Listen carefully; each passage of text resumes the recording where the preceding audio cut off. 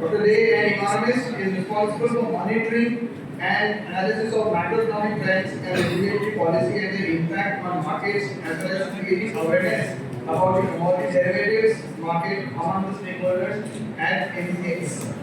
A postgraduate in economics as well as management, Dr. Day also assists MCX chief economist in providing strategic advisory support to its management. Earlier, he worked for the National Bank for Agriculture and Rural Development NABARD in credit planning and banking supervision department. He has contributed to several papers, analysis, and articles to various financial newspapers and periodicals. We welcome you, sir, for the session. I hand over the session to Professor Bhanumurthy. Thank you, Ash. And first of all, let me welcome you all to this very interesting panel that we have today on recent developments in stocks and commodity markets. We have two distinguished speakers, two good friends of the Indian Econometric Society. I'm not sure how close they both are. One is stock and one is commodity. But they are certainly good friends of the Indian Econometric Society, and they have been supporting us our activities for a very long time. So on behalf of the Indian Economic Society, I'd like to thank both the institutions for supporting us. And this is slightly a mix of panel and well presentation. So the speakers have initial presentation on what's the developments in the stock market as well as commodities in this. Then we'll come back to few interactive questions, and then maybe we'll open up for discussion. So initially,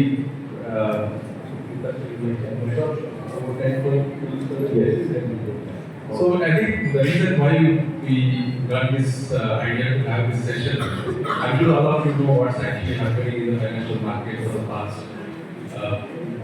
months particularly, but I think if you look at the last couple of years, there's so much developments, I think, particularly in the market perspective, on both commodities as well as stock markets. Sometimes we think whether the regulator understands the developments. I think that is the kind of development that we see right now, both in terms of technology, in terms of regulation, and in terms of other non-economic kind of behavior. So we would like to understand from both of you. And most importantly, there are many experts who are here. I would like both the speakers to raise some of the research questions that is right now, which is really integrating both the exchanges, so that the experts who are here, they can follow up and they can contribute to the understanding of the market. So without much ado, first Tirthankar.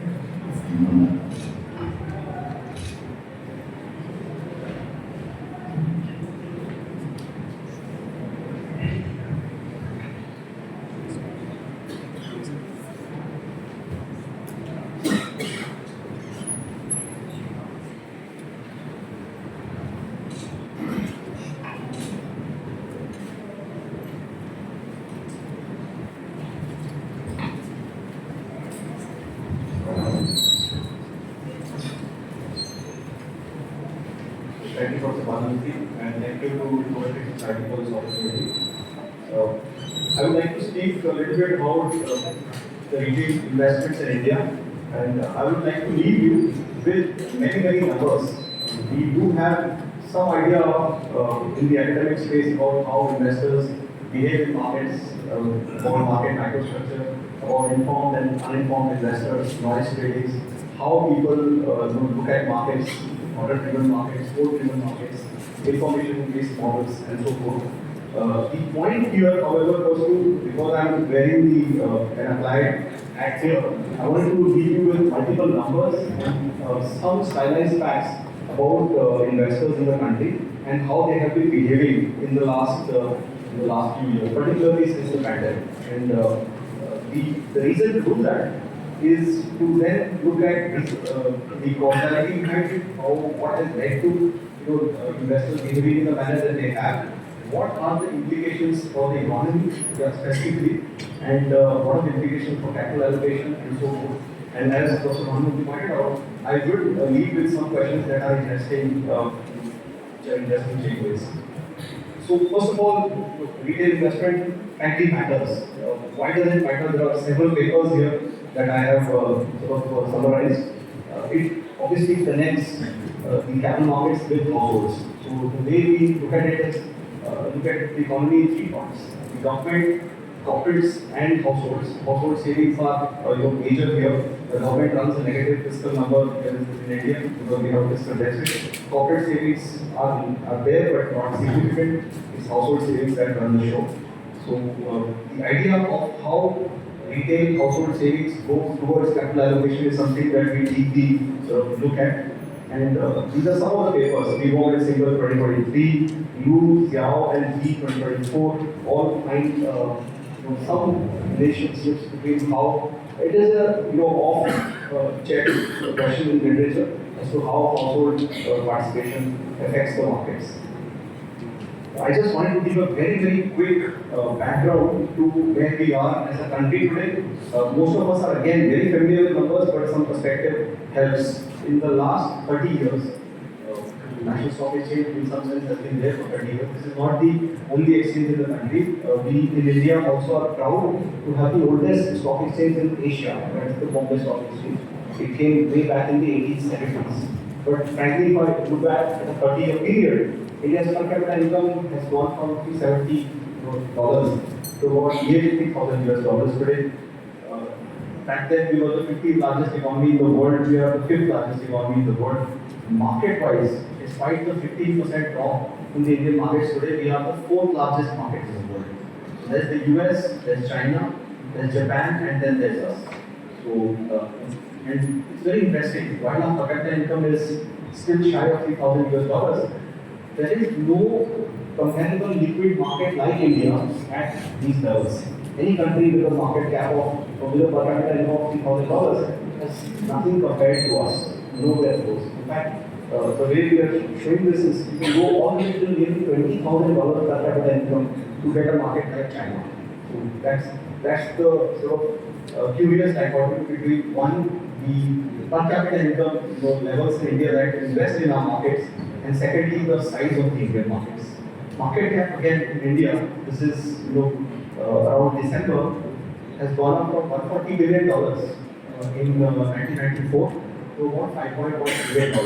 After the correction, this number is about $3.9 billion today. But still, India is the 4th largest market in the world, and the market cap to GDP ratio, which gives you an idea about how big the markets are relative to the size of the economy, we are at about 137%. That's where we are. India also boasts that one of the largest markets in the world in terms of the number of companies that we have here. And this is just very quickly give you what's going to be a theme in my presentation again and again. A lot has happened through technology. Pretty much, technology has permeated stock markets across the world, and the literature has absolutely recorded it as well. But India stands out in terms of portraying that technology at scale, which it's called population scale. So the size and the extent of Indian markets today, and I'll show that as well in terms of reach, has practically happened because of the technological reach, and of course a lot of policy support there. And this just gives you some idea about what's happening in what has happened in the last 10 years.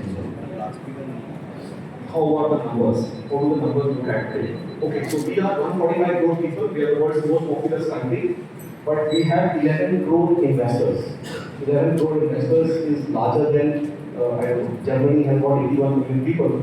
8.1 crore, we have 11 crore investors. These 11 crore investors today have about 21 crore trading accounts.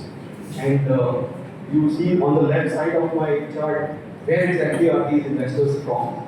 You will notice that while they are from different states, Maharashtra, Gujarat, UP, Rajasthan, and West Bengal are the states with the highest number of investors today. One of the interesting points that I can say here is that traditionally investors were from Maharashtra and Gujarat, but now they're from UP as well. UP became the second state in the economy to cross 1 crore investors. And when I say 1 crore, I mean individual investors. So there are 11 crore individual investors. Again, in terms of reach, while these are the 5 largest states, there are about 19,300 pin codes in the region. and all but 30 today have an investor. So the traditional idea for market being the preserve of a select few has to be questioned here in the literature, and basically we see that as we have been. In terms of household reach, about 1 in 5 households in India today, 1 in 5 households in India. So 145 crore people, our average household size is roughly 4, which means we have 35 crore households today. And 1 in 5 of them have some contact with the market directly or indirectly. And this number, even 5 years back, was 1 in 14. So from 7% of Indian households, we've come to about 20%. I'll show this as to how we compare with global markets today. And of course, 24% of our investors are female. And how has this reached? Very quickly again, it took about 14 years to reach 1 crore, and then on it's been a geometric progression. So currently, despite the market's drop since end of September, India adds about between 45,000 to 70,000 investors every day in the markets today. So 9 crore number was reached, 9 crore investors was reached in February. August was 10 crore, early January, it was 11 crore investors, and it's continued. And who are these investors? Who are these new investors? The cohort is mostly new investors, young investors. So the average age has dropped by about 6 years in 5 years, in the last 5 years. So practically the new cohort is all in the 20s and 30s. And this is again seen a significant, very faster increase in females versus males. And now very quickly, what's the digital, what's the population, the technological background? India's stack in simple terms, that has led to, among many things, the enablement of new investors to come into the market. Digital infrastructure, again, just to give you some very big numbers, we had UPI come in 2016. All of us are, UPI is Unified Payments Interface. It could might as well be ubiquitous payments interface. It's so easily used here. The fact is, in 2014, there was no UPI. So transactions were nil. That number is about $2.4 trillion a month today.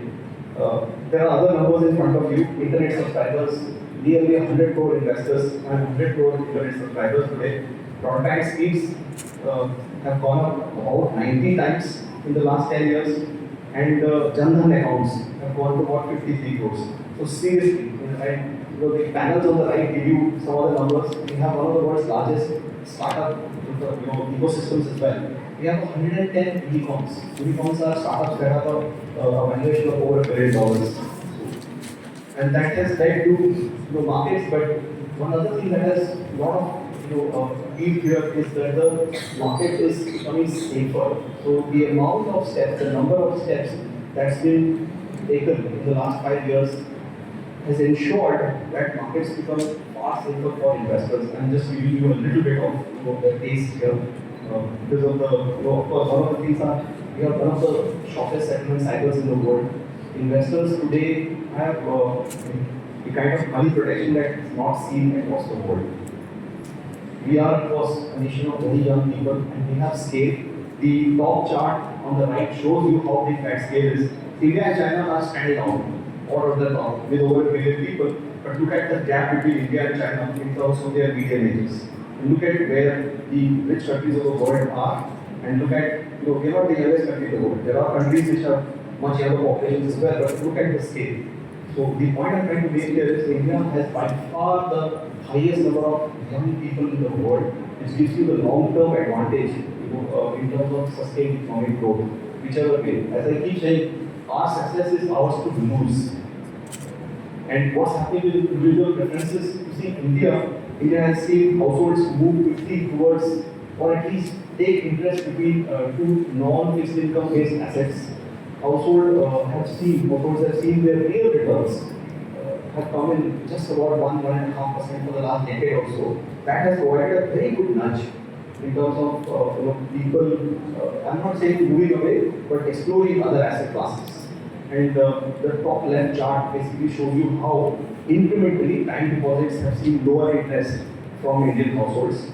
And also on the bottom left, you see how households have put in increasing amounts of capital in the market. This is direct money.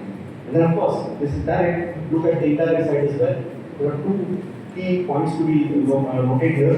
One, quarterly state flows are on the rise, this is indirect participation. And secondly, passive participation is also on the rise. So over the last 10 years or so, passive money in the markets, where I'm not interested in who's managing for me, I'm just merely interested in activity in the markets. That's now 20% of the managed capital in the country. So the two parts here are direct investment as well as indirect investment.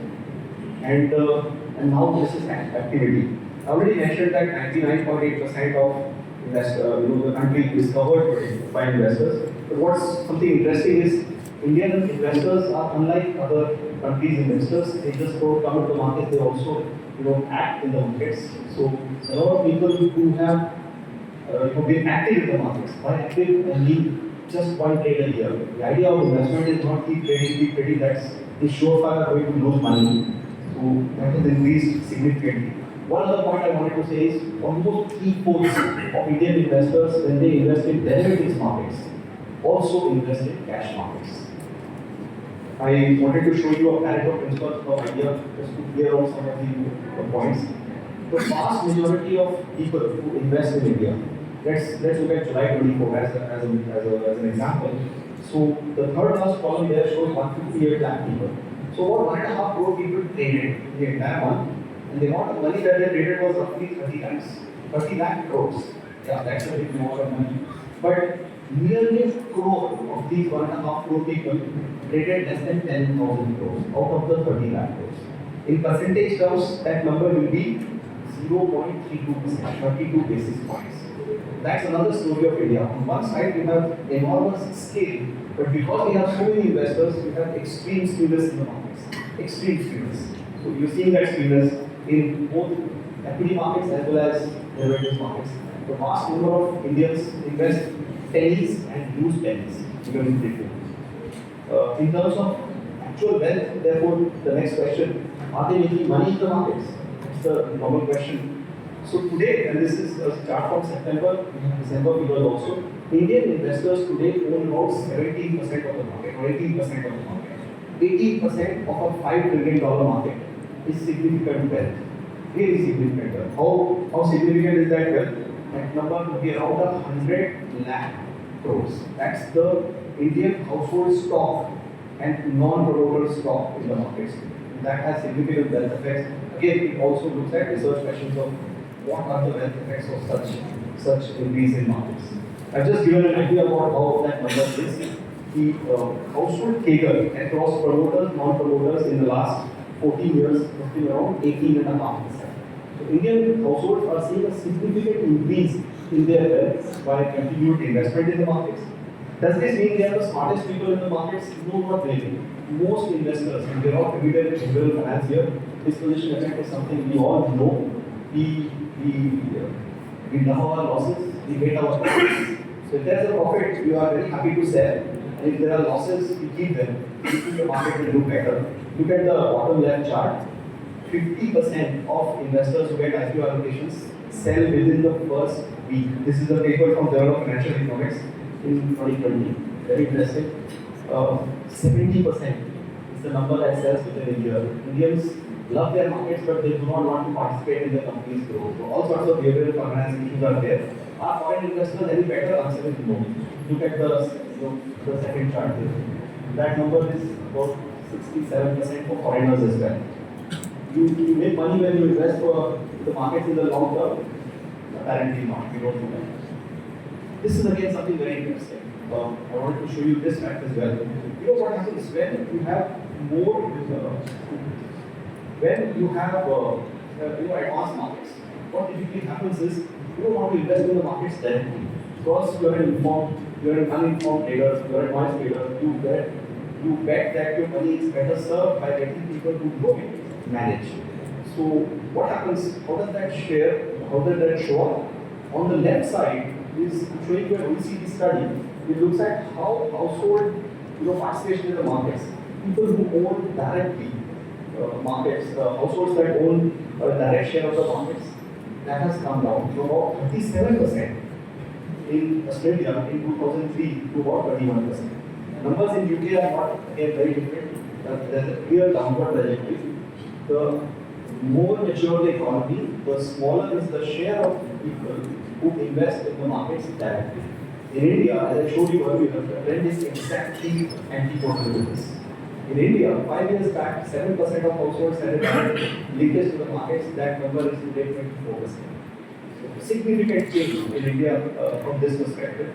And of course, in stocks, let's not assume that every developed markets has an equal love for stocks. Look at the right side of my presentation here.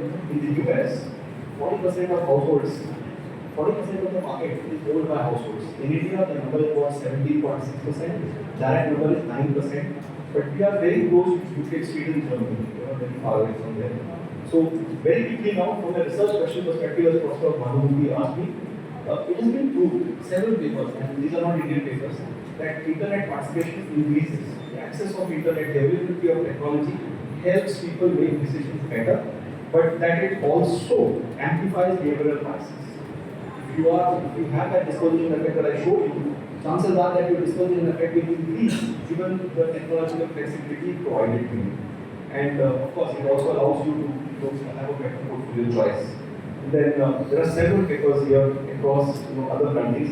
There's an example like in Norway, where BlackBerry outages, the days you had BlackBerry outages, increased stock market activity. You keep thinking that in the first part of the pandemic, stock market activity increased. That answer is not just in India but other countries as well.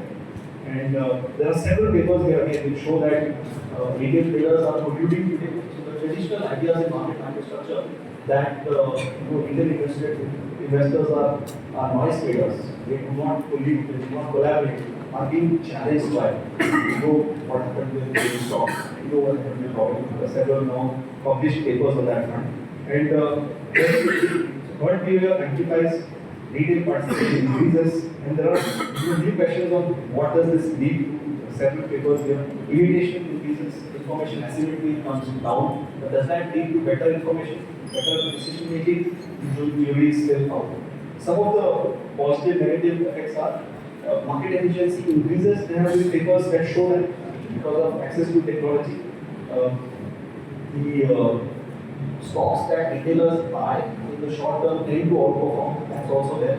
Earlier on, price traders did not have any idea about it, or they were not presumed to book the markets. That's again goes on to India, by the way, 35% of turnover is by individuals. This has not changed in the last these 20 years that we have seen in the market. Are we unique? No. If you look at, say, Turkey or Indonesia, again, they have a significant high share of retail traders. Of course, there are negative things as well for limited trades happen. So, very quickly, lastly, I'll just come to some of the questions. The core question: how long will the retail participation increase in India continue? Markets are down 15%. Retail investors are still coming to markets. 70%, 75% of investors have not seen a bear market. Last bear market that we saw was about 10 years back. And what are the implications of long-term high retail participation for market stability? What are the implications? What could go wrong? What is happening? While on one side we have optimal capital allocation, improved capital allocation. Last year India had about 300 IPOs, highest in the world. Last year India raised about $20 billion, $19.5 billion, more than any country in the world, US, China combined. What are the long-term implications? How long is this sustainable? What are the implications for bank finance economy like India? Where do we get there? And how should policymakers balance ease of access to markets with need for stricter compliance measures? I mentioned in the beginning how so many compliance measures have been taken to make a trustworthy and transparent markets. What should be the next step here? I'll stop. And of course, the last question on AI and machine learning, I've already asked, everybody knows. Thank you.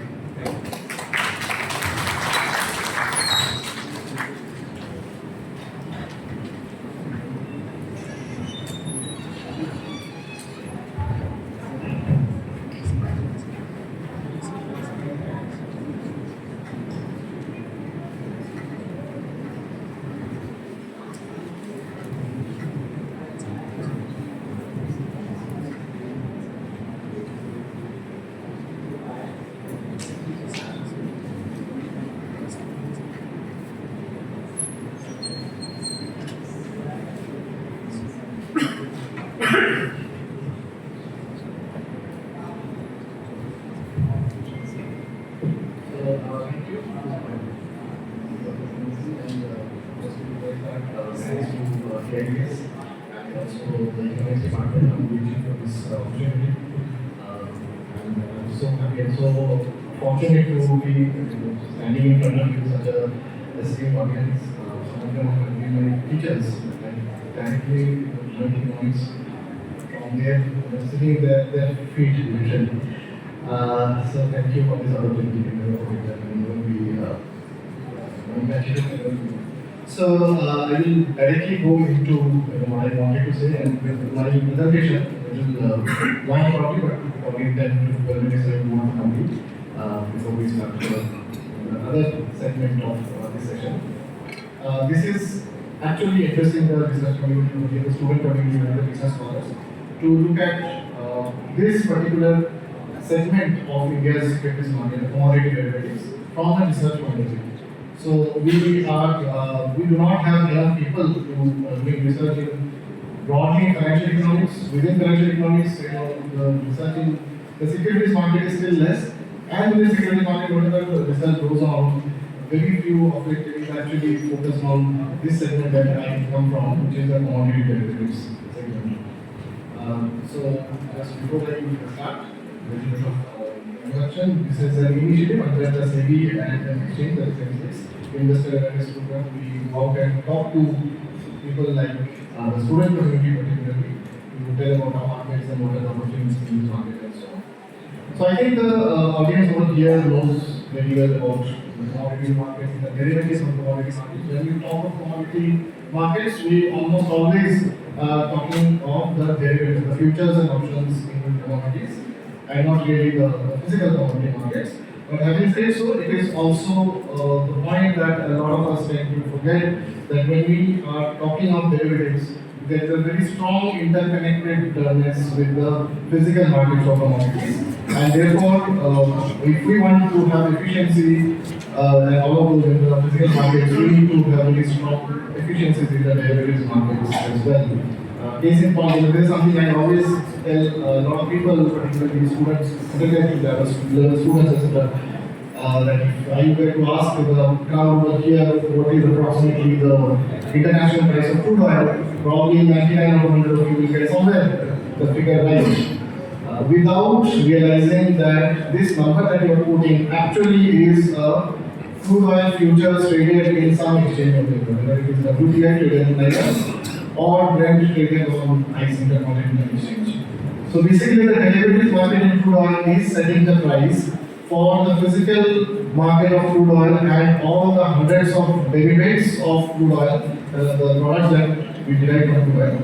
And therefore, this interlinkage is, although this thing about derivatives being an overlying over something that is underlying is universal for all asset classes, when it comes to commodities, the integration for a lot of people, day-to-day lives, commercial decisions is much more, much deeper, much all-encompassing probably than many other asset classes. And therefore, this relationship is something we all need to know more.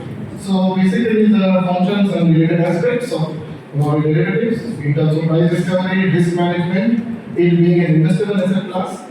And then there is this entire ecosystem around commodities. That's the ecosystem I am meaning, whatever I showed in the last slide about the derivatives and the physical market. And also the fact that when you are talking of this market and the related areas, we are talking of an efficient logistics system, an efficient warehousing system, an efficient financing system, all of this, surrounding this linkage between physical and commodity derivatives, which collectively we call ecosystem. And here also, probably this asset class or this segment of the financial market is slightly different from all other segments that we know. So coming quickly to the research agenda, this is my appeal to all the researchers or would-be researchers over here is to look at some of these things, and this is by no means exhaustive, that we frequently come across, and we think that there is a lot of scope for working on, particularly in the context of the Indian markets, which is about 20 years old.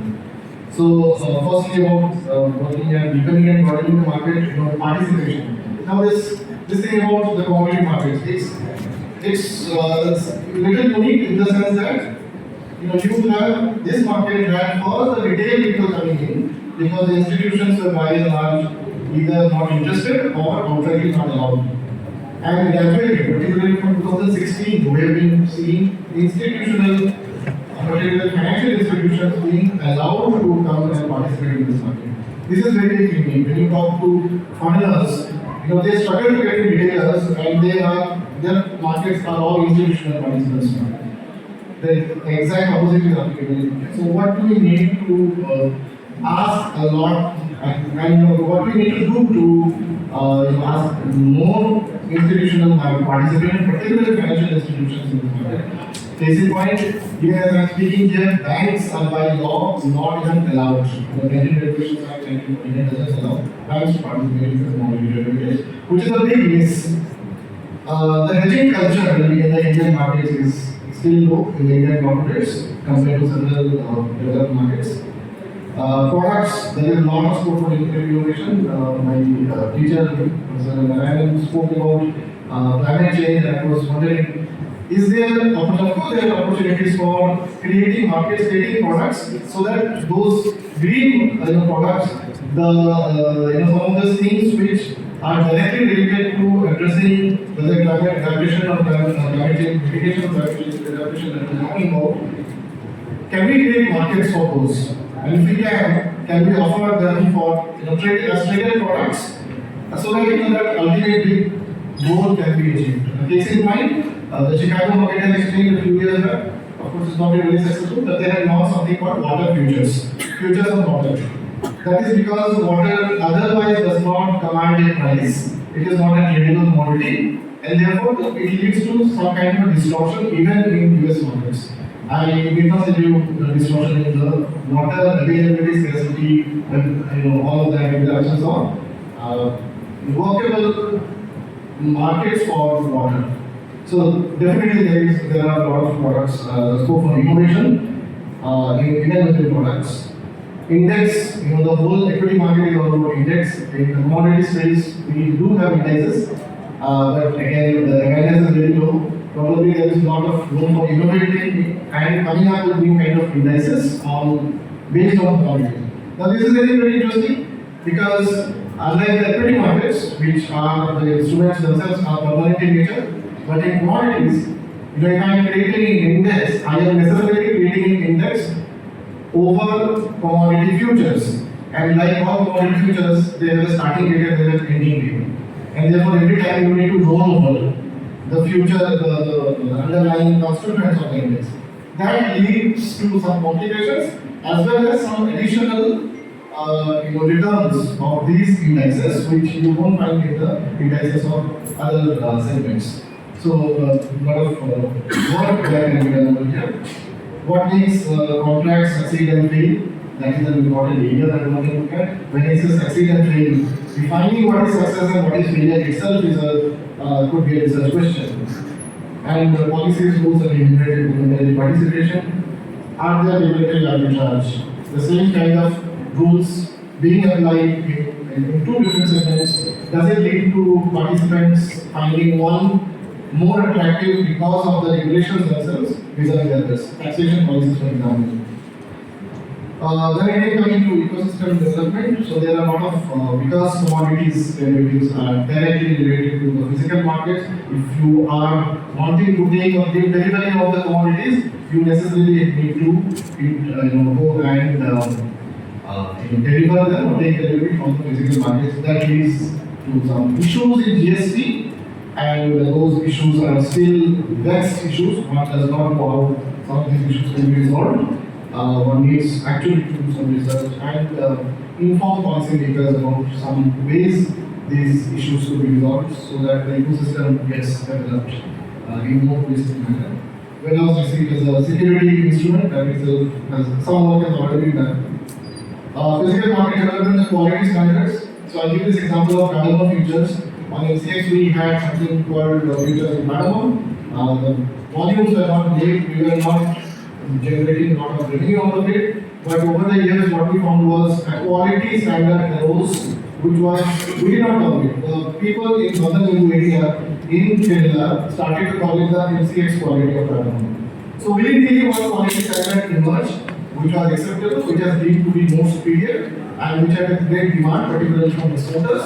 And because behind this quality being established was this entire support of the exchange and its the internal regulations and so on, which guaranteed that product. So naturally that kind of a quality standard arose without even us trying.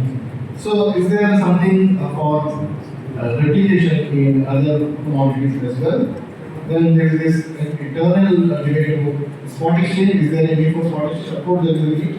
What can be the regulatory contours, what can be the market contours, operational areas of spot exchange? Even now we want to have a vibrant spot exchange, a commodity intensive country like India, which has some of the largest commodity derivatives trade happening. By the way, MCX is world's 7th largest commodity derivatives exchange in terms of the number of futures and options contracts traded. But we still don't have a viable regulated spot exchange in India. And of course, as you are aware, in India, what happens is that we don't have a regulated market. Within there are unregulated platforms that come from here and there, which are outrightly illegal. But then that also proves the point that there is a demand for these kind of platforms. Regulatory tools, guidelines for market integrity, a lot of work has been done in Europe, particularly after 2008-9, the financial crisis coming from the derivatives markets. The position limits, price range, a lot of work has been done. It's very funny to say that we already have these kind of regulatory tools applying in India even before the financial crisis started the US and the EU markets. But then is there room for, of course there is room for more a nuanced approach at establishing these kind of regulatory tools for establishing market integrity. So for this management, again, the modeling system, the collateral management processes, some of it has come through a historical process, but today is it time to look at those processes, look at those mechanisms and see that, okay, this has come from a historical system, but going ahead, moving towards the conference and basic model 2047, does this need tweaking? Because we have to look into the future. We can't say, okay, it has been there, so we continue to be here. Does this need tweaking to reflect the realities of today and the future? Impact assessments, a lot of work has been done, and we, on the website, you find a lot of studies on impact assessments. About industrial asset class, what are the advantages and what are the costs? This is definitely something that a lot of market institutions, market-facing institutions are looking at, particularly when the of diversification on the bit. Crude oil, if you are bullish on crude oil, you necessarily have to buy crude oil futures or crude oil options. You can't go out and buy crude oil, crude oil. That is the only way you can get exposure to crude oil, or copper, or zinc, or whatever. Everything is not gold. Gold, of course, you can buy every back home. But for others, if this is an industrial asset class, then you definitely need to look at commodities and what are the costs and what are the advantages. History, a very fascinating history of Indian commodity market. Dr. Patnaik was now saying that India boasts of Asia's oldest stock exchange. India also boasts of one of Asia's oldest commodity exchange, which of course doesn't exist anymore. 1875 was when BSE came up. 1875 was also the year when the Bombay Cotton Trade Association was set up. The meeting is still there in Mumbai. It doesn't, of course, operate anymore. But then the history of Indian commodity derivatives market is very, very old, much older than what we can think of. And in the years from 1975 to 1947, there was very, very vibrant commodity derivatives trade happening in India. I mean, isn't it fascinating to learn that the cotton futures traded in India in the Bombay Cotton Trade Association had delivery centers in London, Paris, and Cairo. That is what we were 100 years back. So today, of course, there are a lot of possibilities are there.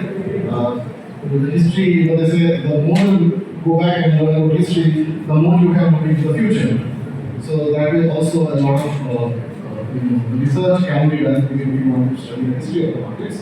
Then about microstructure issues, about the linkages, what future linkages, what I showed in my second slide. About liquidity measures, there are some liquidity measures which already are in existence. Are there better ways of finding liquidity? This would be very useful for market practitioners. Common things are impact cost and order book, depth volatility and price elasticity volumes. These are some common standards. Are there ways in which one can look at commodity markets? And these are the ones which are usually applied in the equity markets. For the commodity markets, derivatives market, there are better ways of looking at the liquidity. And if it is, then what it is. The price, what does the price making happen? The integration of the markets across India, we all have learned about graduation and school days, but the Indian markets are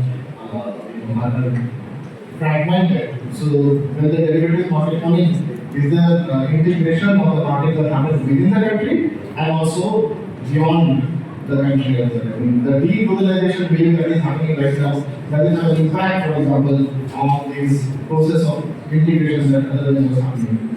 Comparison across asset classes, the cost of transactions, impact of volatility. So all of these are areas that would, people who are interested in some of these microstructure issues would look at.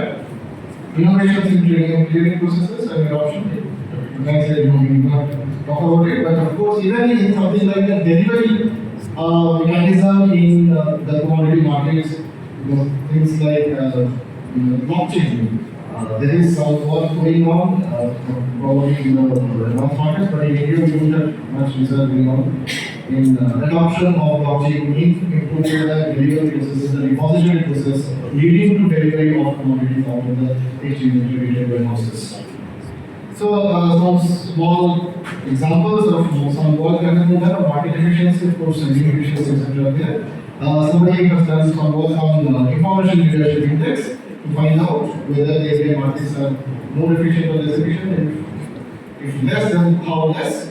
So, information leadership index, you take money to price index, corresponding to the same underline. And the most efficient thing is the one which moves first to incorporate new information. So, for some futures contracts, it was found that the Indian markets are more efficient than global markets, but not for all of those. So, that could be informative. And the speed of this information leadership index is the percentage that provides the speed of this information. Then there is something called social loss index. How much of the current futures price reflects the spot price? So the error is measured by this index given by Spring 1986. I'm sure there is some work on this already in developed markets. In India, we haven't got a lot of work on this. Higher SLI implies lower efficiency. So you want to have as low SLI as possible for the social loss index. So some of the studies that we have asked some people, these are independent studies, and these are the reports are available on the website of index. Right, is not all the researchers over here to please look at this. And that is all I wanted to tell you about this research agendas. And the slide over here should give you even any kind of countries you need to reach us to any idea that you might have or any data interest in it. Thank you.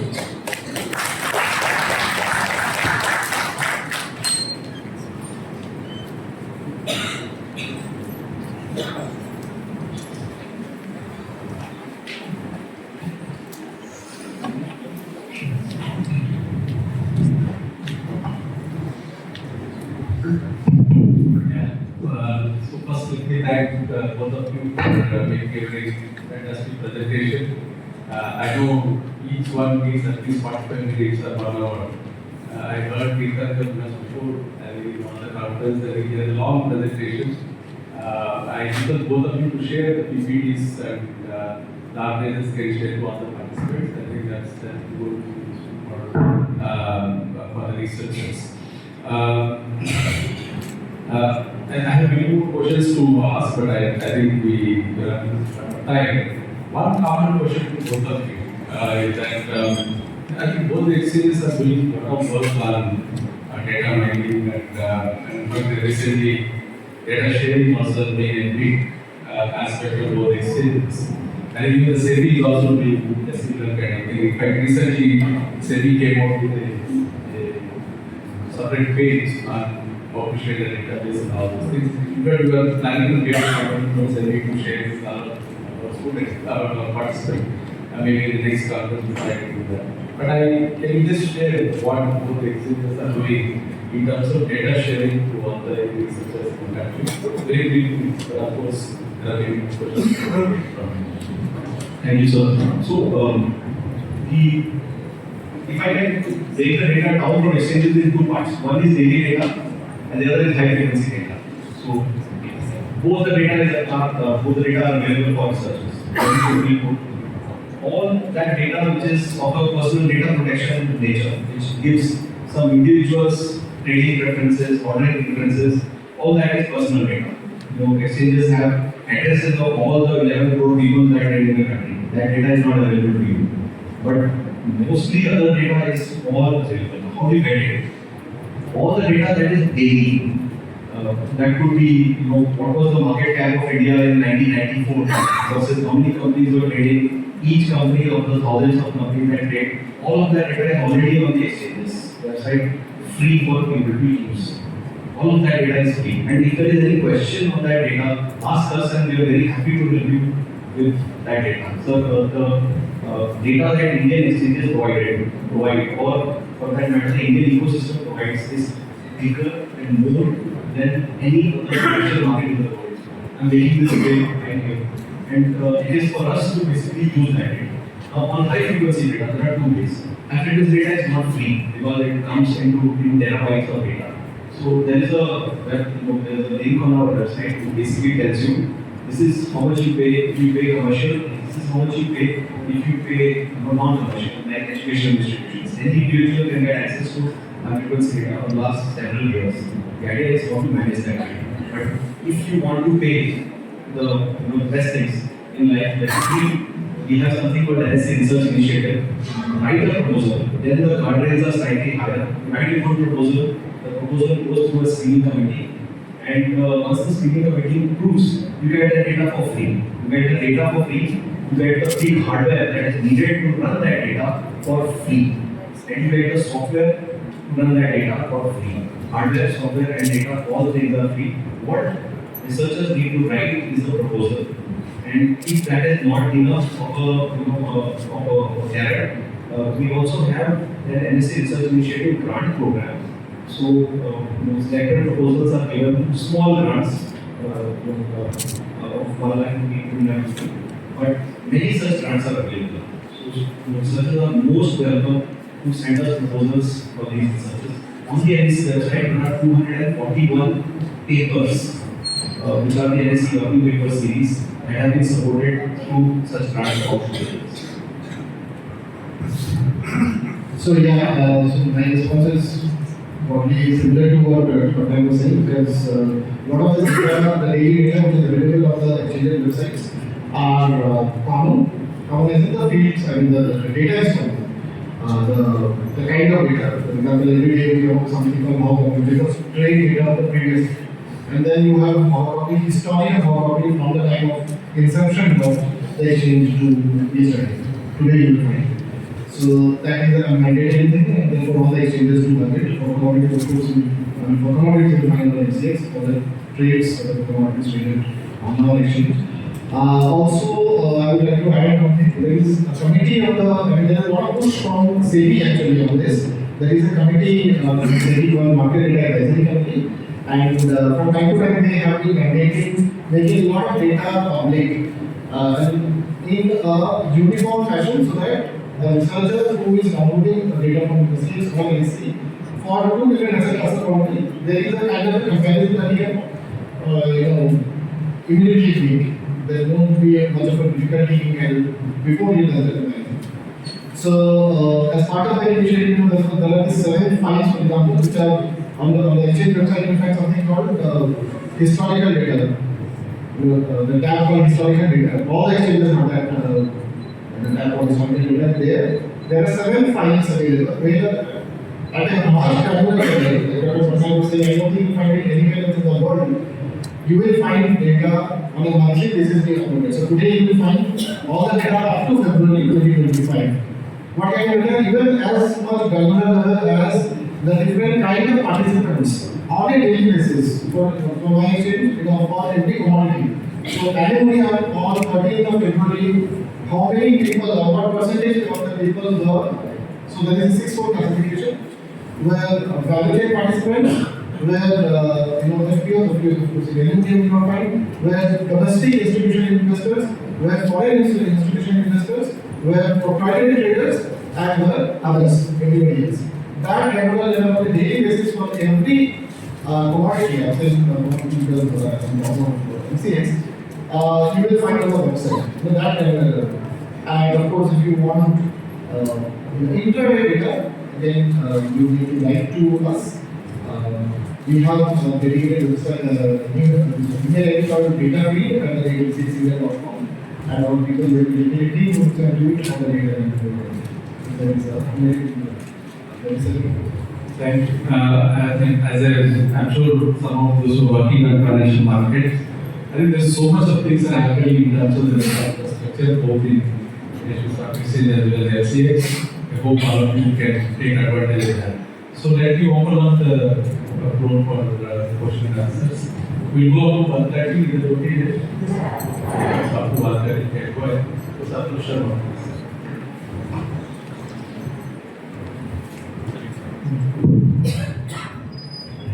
I was compliment to you for that good and very good presentation, but I have to ask, I don't really understand the equity market. So I have to ask some stupid questions, since I don't know, and share market I know a little bit, I understand a little bit, but I have one question. So two questions, I have seen many questions, let me ask my stupid questions. What does the commodity market serve? Like stabilize the prices, or what purpose does it serve as one? Secondly, how to link, you are talking about future market, forward market, I don't know what is here, there is only no market, I don't understand the distinction. But how to link the daily to the real commodity? So that I try to get a feel about that. The other thing, because I don't want to take much time, I would ask one question. If you talk about participation of 70% households in recent years, but what is the role of FII now? We don't talk about that. In that time, they're withdrawing billions of dollars. They are withdrawing billions of dollars, and is it that over time the impact of this withdrawal of billions of dollars in the FII has gone down because of the household participation? Thank you. Thank you, sir, for this question. So, your first question was, what is the purpose of this market? So, basically, the purpose of the commodity derivative is just two, but it leads to several other economic fulfillments happening across also. One is price discovery and one is risk management. So, when you talk price discovery, another is risk management. Price discovery for commodities, so like all derivative instruments, they help you discover the price of commodities, where in the absence of this mechanism, there has been ample research and ample evidence out there for everybody to see. The prices of commodities that are discovered are really very, very shoddy, unscientific, non-robust, and therefore a lot of people get the one of the two parties who are transacting otherwise in the physical markets is the receiving end. The case in point, of course, is the agricultural markets in India, which a lot of problem happens because the prices at which the agricultural commodities are transacted very often is a function of the relative bargaining power between the buyer and seller. In such a situation, of course, if you have a robust derivatives market where the price discovery is happening in a transparent manner, in a well-regulated framework, and the prices are being disseminated across the country, across the world, electronically, through social media and so on, that benefits a lot of people, even who are not coming to participate in this market. Farmers, for example, small farmers, for example. If they know what is the price, they will get their bargaining power increases, and that is what we say empowerment through information. So that is one purpose. Other purpose, as I said, risk management, hedging. One can hedge, one can lock in prices using commodity futures and commodity options. And in an era where prices are very volatile, and I will not tell the audience from here from 20th January the prices, how much more the prices become volatile. You know why I am saying 20th January is the kind of date. And it's going to remain for the next 2 years probably. So one needs a mechanism to lock in the price today. And whether it is a farmer or whether it is a big giant like ONGC or anybody in the world, if you are not knowing what the price is going to be when your investment bears returns, then that much more uncertain will be your investment decisions. So yeah, if you are able to lock in the price through this hedging mechanism, so much the better is your investment decisions and so on. So the purpose is this two economic purpose, risk management and crisis theory. And your second question also, your forwards the links to the link between the derivatives and the real. Yeah, so there is the obvious linkage is that derivatives price today are because they are overlying the underlying commodities as such. So therefore, the prices that the derivatives are being quoted on the exchange screen that you see is directly related to what is happening in the underlying physical markets for commodities. So if again coming back to oil markets, which is something everybody understands, if there is a threat perception in the Middle East, which can possibly lead to supply shortage, and a lot of market participants think that there is going to be a supply shortage. Obviously, the futures of crude oil, whether it is in India, US, or anywhere in the world, is going to rise. So that quickly said, commonly forwards are what we are talking about. When forwards are traded on the exchange, we call the futures. Normally, there is common is reduces. There is no such higher possibility. So FPI is important for India. FPI is today about 10,000 or so. Then there are about 17% of our markets today, foreign portfolio investors. And incrementally, their importance to the market has come off. Why? Two reasons, sir. One is the FPI portfolio 30 years back used to be around $20 to $30 billion. It's now $800 billion, even after the crash. So the selling as a proportion of the portfolio in hand has come down. Second part, Indian investors, through directly or indirectly, have put in a lot more capital. Today, Indian investors are more than foreign portfolio investors in our markets.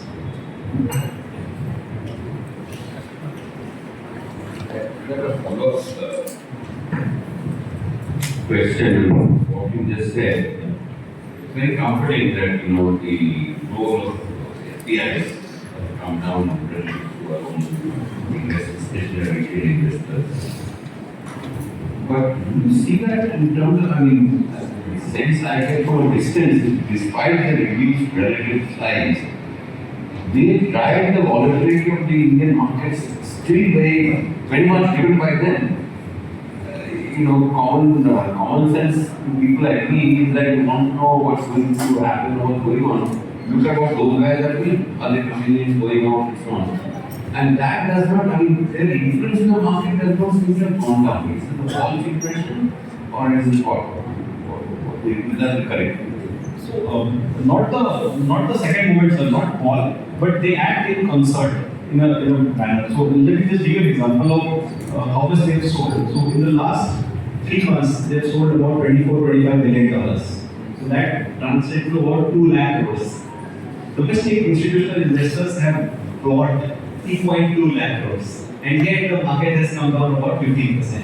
So we've never had a situation where domestic people are have put so much money vis-a-vis foreign investors, but because they act in concert, the markets have come down. Just to give you one number here, the amount of selling that has happened in the last 4 months is higher, far higher than we saw in the pandemic, the first part of the pandemic. And there the market went down 20%. Right now the market is down 15% with double the amount of selling. Which is why I said they remain important of course. They have about 14-15% of the market turnover, but incrementally much less.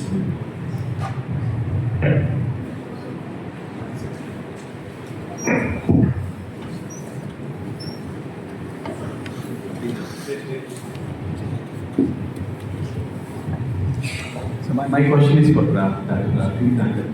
So, this is about market cap to GDP ratio going from 43% to 137%. It's very fascinating to look at that. So, where I assume that because of that, there would be a lot of stronger interlinkages between real economy and financial economy.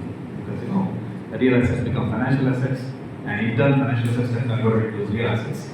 So that would happen. But RBI statistics, say that household portfolio index during that time is persistent around 5% investment in financial assets. That did not change significantly over time. I just wanted to know, is that because there is a divide between real economy and financial economy during this time? So there's a paper in RBI Bulletin of August last year, which looks at increased household penetration into financial assets, specifically shares and debentures. The number is around 13 to 14% today. It has increased as a portfolio mix. Yes, yes. I'll share that paper with you.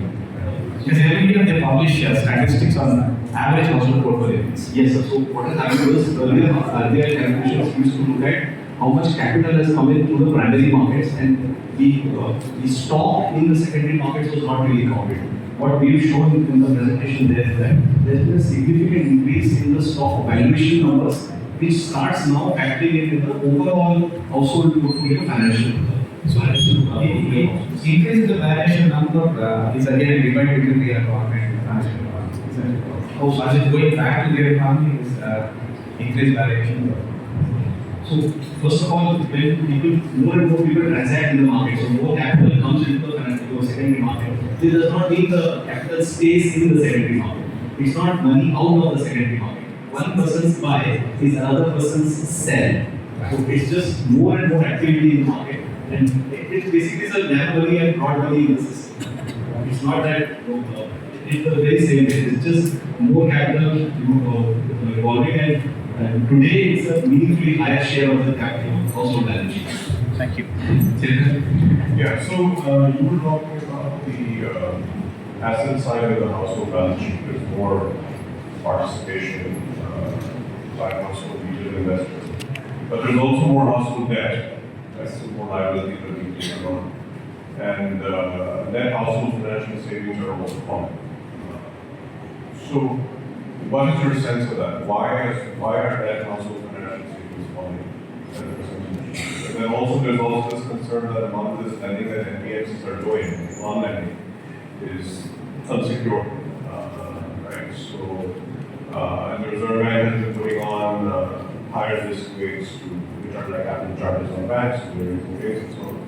So, what is your sense of that as a macro risk? Unsecured lending part. Fair point. Actually, very fair question. There are two trends here that you're talking about. One is rising household debt. So, just to go back to the numbers, India's public debt GDP is 50-55% center. Include the states, we get to about 80%. India's household debt GDP is about 43%, 43-44% to GDP. And corporate debt is about 99%. So, we get to about 200+%. Now, this 43-44%, about 10 years back was about 35%. So that's the number of how the household indebtedness has started increasing. And then there are RBI numbers which say that the net financial savings of households have come down to 4 decadal lows.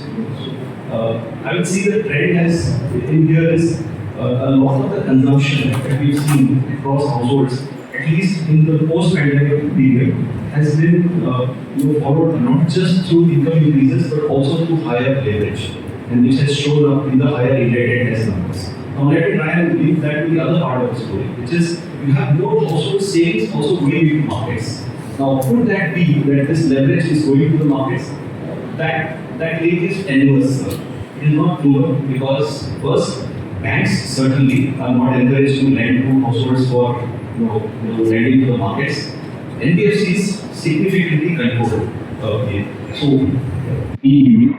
By on one side, household participation in the market is increasing. To me, sir, that's more a feature of what are their alternatives. The real returns that households have earned ever since 2018, when we saw the glide path of interest rate has been about 1.5% at all. That's it.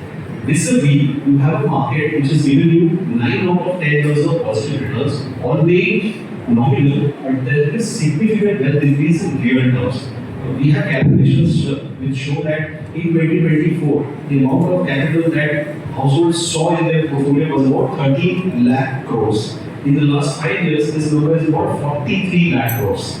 So what we're saying is that there is a significant increase in household wealth thanks to continued participation in the market. On the other hand, thanks to incomes not keeping up with consumption rates, there's been a trend towards higher indebtedness as well. The same technology that helps you get into the markets also allows you to borrow quicker today. But the link is not from the markets.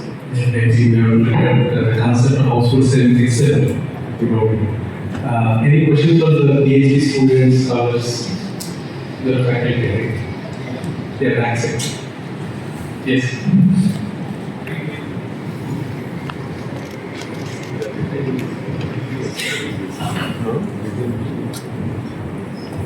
So, listening to your answer just now, so you showed that how the investors, especially the retail side, have been increasing a lot. So, I was wondering whether the increase is genuine or not.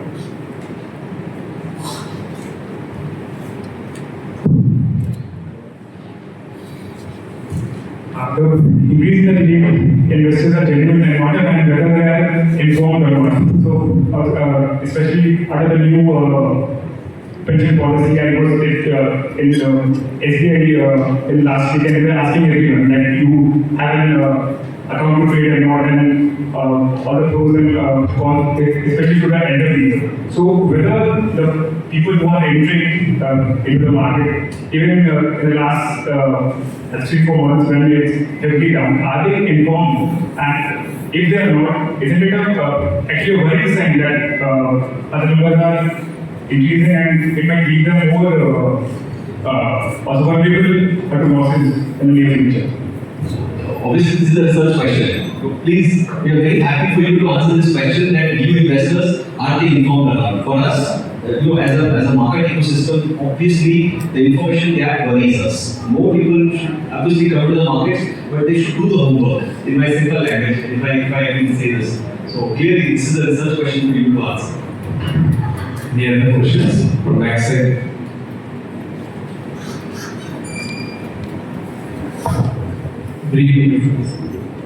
So thank you so much for the insightful presentation, sir. So I have a question related to research question that you have here. So like you are telling us that the Indian participation is increasing, and with that the internet activity is also increasing, and we are somewhere close to the other developed market as well, that is USA and Japan. So if we want to work something like we want to do a comparative study of this like emerging market like India and developed market like USA.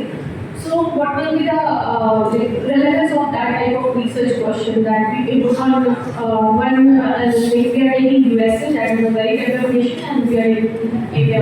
Ma'am, we can discuss the research questions in detail, of course, in the interest of time. But if you have any questions on data, on what are the important questions for us, we are very happy to take it forward with you. Yeah, I think both of them will be available, lunch as well as post-lunch session. So maybe, I think we have to close this session, but before that, I just have one small question. So there's an ad going on, right? There's a mutual funds idea. Mutual funds idea. ये बिल्कुल सही है, What is the question? Mutual funds idea. Mutual funds. No, he's asking in Hindi. बिल्कुल सही. There is a campaign, mutual funds सही है. Oh, I'm asking you बिल्कुल सही है. My answer will be something mutual fund is very good. Can we have anchor these 2 millennium old? Because recent ad is very different. What was the reason? I also lost, so everybody lose. So, sir, my short answer will be, are we going vegetables or are we going mango tree? Investments are about going mango tree. Do not, plow and find out if the tree is grow. Think of the long term. Next ad. We have actually good discussion. I'm sure all of you agree with me. These were the sessions that we had, and I hope the experts who are here we get more light to interact with both speakers. And thank you so much for. Thank you so much, sir. Thank you to the panelists and the chair for thought-provoking and enlightening session. Definitely, we have more questions in our minds for them. But with possibly of time, we will break it. I request Mr. D.V. Singh, former head Department of Economics, DHU, to kindly come on stage to felicitate our speaker, panelists, and the chair. Professor Bhanumurthy, chair for the session.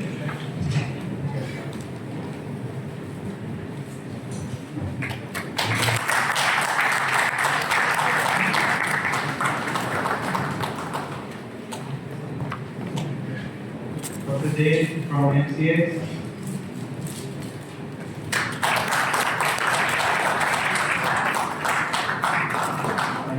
Dr. Patnaik from NSE.